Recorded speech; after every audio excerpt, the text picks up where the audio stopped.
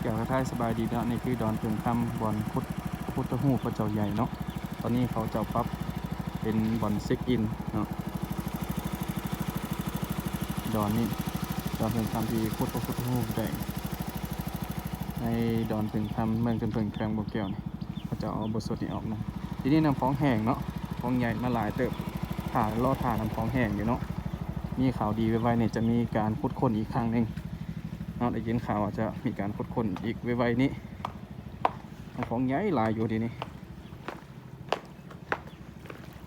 จุดที่ขุดค้นพระเจ้าใหญ่ใดนะอยู่ทางลุมนี่อยู่ทางตีนแต่หลายที่สุดก็คือจุดนี้นะหลายที่สุดพระเจ้าใหญ่กรุงนั้นขามแมนเชียงแสนเนาะอำเภอเชียงแสนจังหวัดเชียงรายน้ำของยังใหญ่หลายท่านผู้ชมอันนี้คือจุดเช็คอินใหม่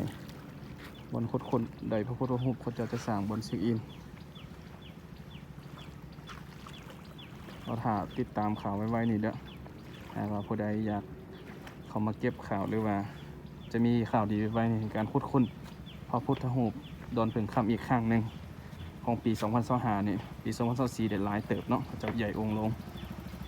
เป็นครั้งประวัติศาสตร์ในประเทศลาวเนาะที่สามารถขุดค้นพระพุทธรูปเก่าแก่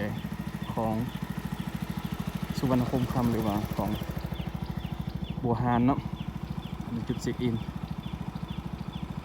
คนเราสิพาเยี่ยมชมอยู่ทางเกาะดอนเพิ่งนี่เนาะมีห่านหลายเขาจับปล่อยสองเนาะดูนั่งกันได้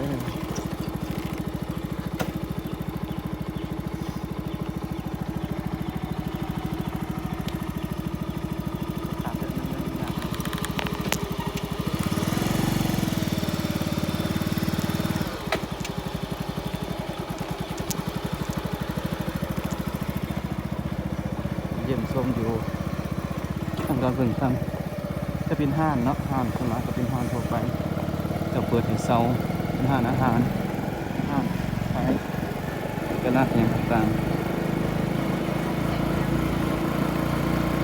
ๆจะมีห้านอาหารเปิดอยู่แคมทางแคมน้ำคลองเนาะริมน้ำคลอง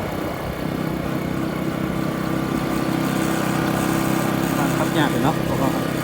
รถขาดอีก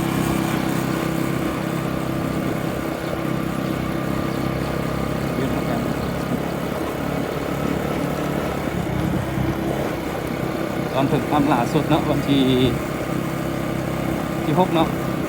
ที่6มีนาปี 2025มีการอาหารเนาะได้ความมากกับการทำงานสบายดีเนาะสบายดีเด้อเดี๋ยวเป็นทำล่าสุดรอฟังข่าวดีไว้ดีเนาะถ้าน้ำของแห้งเนาะจะมีการพูดคนมาเจาะอีกครั้งหนึ่งสบายดีเด้อ